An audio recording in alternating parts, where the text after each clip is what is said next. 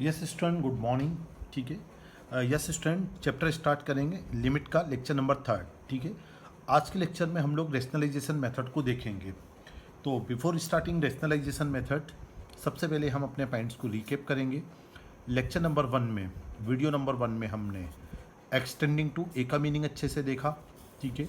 Second point पर हमने आगे जाके लिमिट एक्सटेंडिंग टू ए, इस पर्टिकुलर टर्मिनोलॉजी का मीनिंग देखा। ठीक है। थर्ड नंबर पॉइंट में हमने एवोल्यूशन ऑफ लिमिट का मतलब देखा। ठीक है। इसके बाद में एवोल्यूशन ऑफ लिमिट, ये पर्टिकुलर पॉइंट अगर आपको याद आ रहा है तो इस एवोल्यूशन ऑफ लिमिट पर हम, ठीक है, मेथड नंबर 1 डीएलपी मेथड को अच्छे से देख चुके हैं। इसके बाद में एवोल्यूशन ऑफ लिमिट पर अगर हम देखेंगे तो लास्ट लेक्चर में लिमिट के लेक्चर नंबर 2 में, ठीक है, अगर आपको ध्यान हो तो हमने फैक्टराइजेशन मेथड को देखा। अब अभी भी हम इसी के अंदर चल रहे हैं, हमारा मेन हेडिंग वही है, एवोल्यूशन ऑफ लिमिट। इसके अंदर हम मेथड नंबर 3 ट्राई करने जा रहे हैं और उसका नाम है रेशनलाइजेशन मेथड। ठीक है। तो ओवरऑल आई थिंक डेट सारा लेक्चर का रिकेप प्रॉपर मैनर में हो गया है। Limit extending to a recap हो गया अच्छे से। वीडियो नंबर 1 में और अच्छे से डिटेल में देख सकते हो। लिमिट एक्सटेंडिंग टू ए का मतलब आप देख चुके हो, एवोल्यूशन ऑफ लिमिट का मतलब आप देख चुके हो। फर्स्ट वीडियो में अपने डायरेक्ट लिमिट मेथड पर आपने 5 क्वेश्चन देख लिए।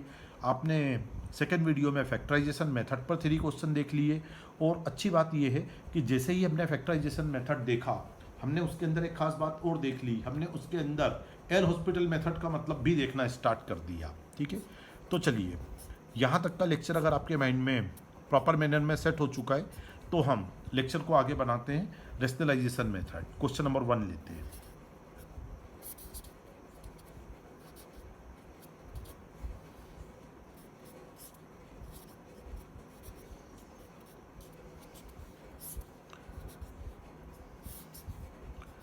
लीजिए, जो मैंने आपसे क्वेश्चन, ठीक है, लास्ट लेक्चर में पूछा था, क्या था मेरा क्वेश्चन, ठीक है, कि हमें कैसे पता चलेगा इवेल्युएट, यहाँ तो सिंपल इवेल्युएट लिखा हुआ आएगा एग्जाम में, हमें कैसे पता चलेगा कि हमें फैक्टराइजेशन मेथड लगाना है। लास्ट टाइम हम फैक्टराइजेशन मेथड के लिए भी वेरिफिकेशन टेस्ट को क्रॉस करके आगे आ चुके हैं और अब तो सेम क्वेश्चन मेरे सामने आ चुका है कि यार फैक्टराइजेशन मेथड में भी हमें ये वेरिफिकेशन करना पड़ा था, तो क्या ऐसा ही कोई वेरिफिकेशन हमें आज के दिन रेशनलाइजेशन मेथड में भी करना है क्या? चलिए करवा देते हैं। देखिए, जब भी क्वेश्चन हमारे पास लिमिट का क्वेश्चन आएगा, फर्स्ट मेथड तो आप चाहो तो डीएलपी मेथड ट्राई करके देख सकते हो, है ना। यहाँ शॉर्ट में करवा देता हूँ। अगर आपने डीएलपी मेथड लगाई होती तो स्टेप कुछ इस तरीके से सेट होती,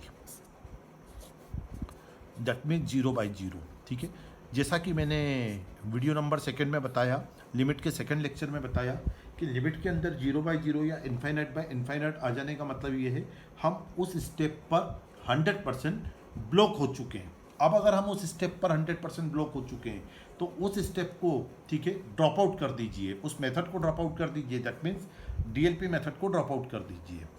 अब क्वेश्चन ये उठता है कि डीएलपी मेथड को अगर हमने ड्रॉप आउट कर दिया तो हम क्वेश्चन को फैक्टराइजेशन मेथड से क्यों नहीं ले रहे हैं? ठीक है। तो देख लीजिए डियर स्टूडेंट, अगर आप इसके फर्दर फैक्टराइजेशन करने के लिए जाएंगे तो ना तो मिड टर्म स्प्लिट मेथड लग रही है, ना आपने लोअर क्लासेस में देखा है तो आपने कोई एल्जेब्रा के अंदर कोई root a minus root B की आइडेंटिटी तो देखी नहीं है। ठीक है। हाँ, इसकी जगह अगर स्टेप अगर आपके पास ए स्क्वायर माइनस बी स्क्वायर, ए क्यूब माइनस बी क्यूब या A4 माइनस B4 जैसी कोई आइडेंटिटी होती तो हम एक बार फर्दर देखते ही समझ में आ जाता है कि नहीं। ठीक है। 2 पावर है, 3 पावर है, 4 पावर है, 1 पावर तक लेके आना है, मतलब फैक्टराइजेशन करना है। दैट मीन्स ये तो क्लियर हो गया। और इससे अच्छे से बोलूँ मैं, ठीक है, 9th क्लास के अंदर आपने, ठीक है, आपने पर्टिकुलर रेशनलाइजेशन जैसा टॉपिक पढ़ा है, आपको एक स्टेप अच्छे से क्लियर होगी। अगर आपके पास root a minus root B या फिर रूट ए प्लस रूट बी, है ना, third expression root A plus B, fourth expression a plus root B. ठीक है। मतलब दोनों पे रूट लगे हों, बीच में माइनस हो सकता है, प्लस हो सकता है, चाहो तो आप यहीं से कंबाइन फॉर्म में याद कर लो अगर इसे नहीं करना चाहते। सिमिलर मैनर में दोनों में से किसी एक के ऊपर रूट होगा और प्लस माइनस होगा। ठीक है। और ये जो टर्म है, इन 4 में से कोई एक एक्सप्रेशन न्यूमरेटर में भी आ सकता है और डेनोमिनेटर में भी आ सकता है। तो जहाँ ये एक्सप्रेशन मिल गया वहीं से हम, ठीक है, क्वेश्चन को क्लिक कर जाएंगे कि ये तो रेशनलाइजेशन का क्वेश्चन है। ठीक है। इनफैक्ट ज़्यादातर स्टूडेंट इस पॉइंट को लेकर लोअर क्लासेस में कन्फ्यूजन होते हैं कि डेनोमिनेटर को रेशनलाइज ज़्यादा करते हैं। हाँ वो करते हैं, लेकिन हाँ जरूरत पड़ेगी तो हम न्यूमरेटर को भी करेंगे। जैसे फॉर एग्जांपल देखूँ तो यहाँ पर root a minus root B का एक्सप्रेशन मुझे न्यूमरेटर में मिला है, तो यही इसे रेशनलाइज किया मैंने।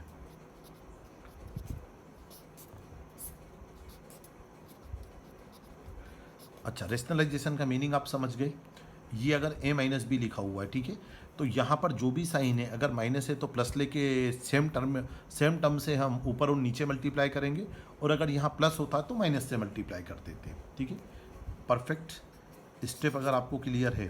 ठीक है, चलिए, तो लोअर क्लासेस में एक स्टेप आपने और देखी है कि अगर आपके पास a माइनस बी है और ये मैंने रेशनलाइज किया, तो अगर डिनोमिनेटर को रेशनलाइज करता तो डिनोमिनेटर में a square minus B square की आइडेंटिटी बनती, और न्यूमरेटर को किया तो न्यूमरेटर में बनेगी। ये a माइनस बी है, ये a प्लस बी है। अब अगर मैं इसे देखूंगा तो it will become 2 plus x minus 2, a square कर दिया मैंने, है ना। ठीक है, अच्छा, यहाँ बनता है मेरे पास x रूट ओवर में 2 plus X plus root 2। Okay, ये 2 से 2 को कैंसिल करते हैं, न्यूमरेटर में x बचा, इस x से फिर x को कैंसिल करते हैं। तो स्टेप को अगर हम ढंग से फोकस करेंगे तो ऊपर हमारे पास में कुछ नहीं बचा, मत समझिएगा, है ना। 2 से 2 कैंसिल हुआ और x से x हुआ, मतलब 1 तो बचा है ना। तो अब डीएलपी मेथड पर क्वेश्चन आ गया। मतलब एक इंपॉर्टेंट पॉइंट नोट कीजिएगा, ठीक है। फैक्टराइजेशन मेथड में जब कॉमन फैक्टर कैंसिल हुआ था तो भी डीएलपी मेथड आई थी, और रेशनलाइजेशन मेथड में आफ्टर अप्लाइंग द रेशनलाइजेशन, और जब आप ए स्क्वायर माइनस बी स्क्वायर की आइडेंटिटी अप्लाई कर चुके होंगे, अप्लाई करने के बाद जो सिंप्लीफिकेशन हो चुका होगा और जो रिमेनिंग टर्म बचेगी उसमें फिर डीएलपी मेथड आएगी। चलिए अप्लाई करने जा रहे हैं। Root 2 plus root 2, it will become 1/2 root 2। ठीक है, देख लीजिए आराम से। ठीक है, थोड़ा सा, हाँ मैं मान रहा हूँ डियर, थोड़ा होच पोच हो गया है, एक बार हम उसको वापस देख लेते हैं ना, कोई दिक्कत नहीं है, क्वेश्चन को वापस ट्राई कर लेंगे। Just minute,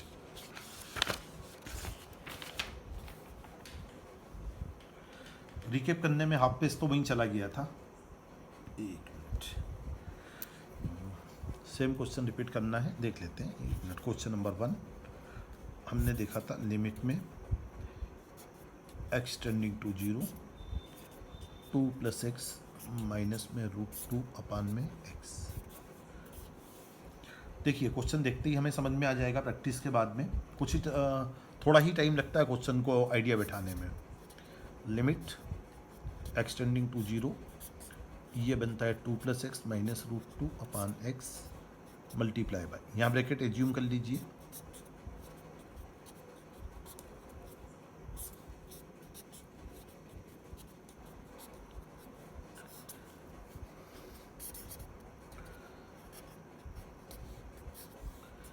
a minus b, a plus b की आइडेंटिटी अप्लाई करी थी हमने।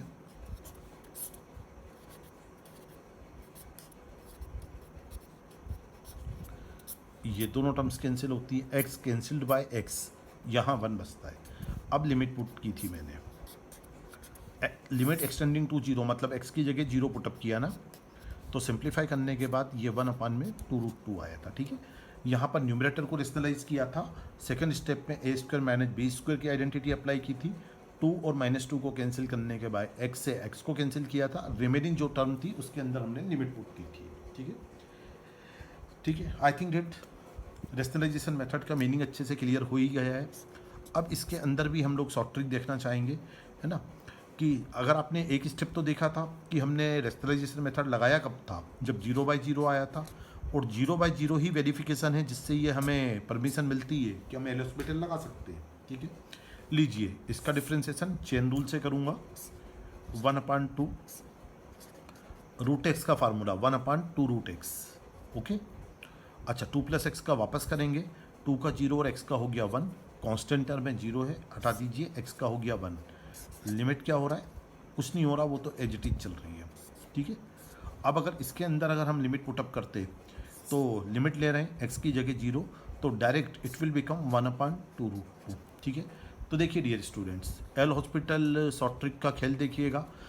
एल हॉस्पिटल रूल, ठीक है, न्यूमरेटर अपान डेनोमिनेटर के बाद 0/0 फॉर्म होने के कारण, ठीक है, फैक्टराइजेशन मेथड में भी अप्लाई हुई थी, और सेम अगर मेथड को देखेंगे तो सेम मेथड हमारे पास में, ठीक है, रेशनलाइजेशन मेथड में भी अप्लाई हो रही है। ठीक है, तो ये one of the best short trick है। लिमिट के अंदर कई सारी मेथड में एक्स्ट्राऑर्डिनरी क्वेश्चन क्रैक होंगे इससे। नेक्स्ट क्वेश्चन ट्राई करते हैं।